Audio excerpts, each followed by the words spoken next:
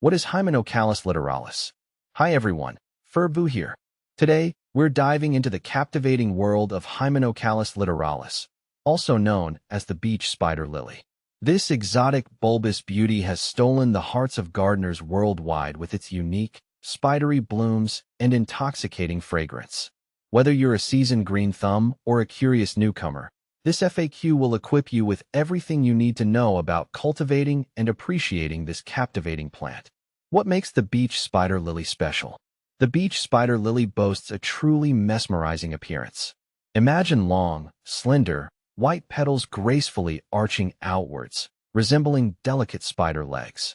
These petals are further accentuated by a crown of prominent stamens, delicately webbed together by a white membrane.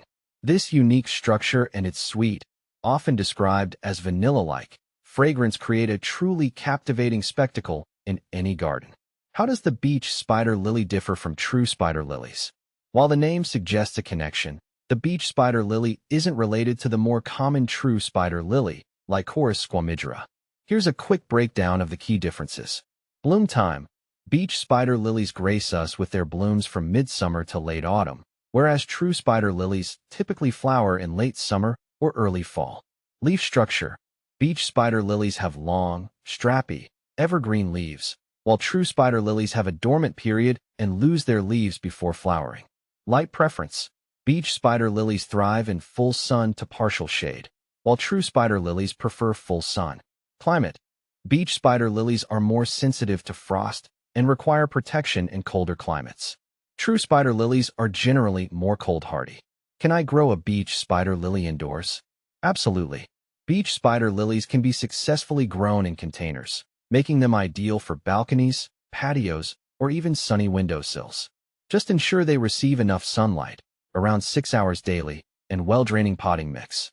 During the winter months, bring your potted beach spider lily indoors to a warm, frost-free location.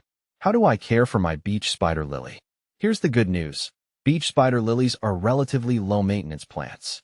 Here's a quick rundown on their needs. Watering. Water regularly during the growing season, allowing the top inch of soil to dry out between waterings. Reduce watering frequency in winter, especially for container plants. Soil. Opt for well-draining, fertile soil. You can amend your existing soil with sand or perlite to improve drainage. Fertilizer. Apply a balanced fertilizer once every 2 to 3 months during the growing season. Light. Provide your beach spider lily with at least 6 hours of sunlight daily, either outdoors or indoors under a grow light.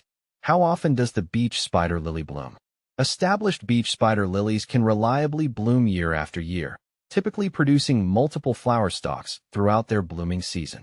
How do I propagate beach spider lily plants? There are 2 main methods for propagating beach spider lilies. Division. During the dormant period, typically winter, you can carefully divide the bulbs and replant them in separate pots or locations. Seeds. While less common, beach spider lilies can be propagated from seeds. However, this method requires patience, as it may take several years for seedlings to mature and flower. Does the beach spider lily have any pests or diseases? Beach spider lilies are generally quite resistant to pests and diseases.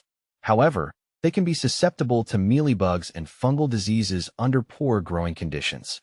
Regularly inspect your plants and address any problems promptly.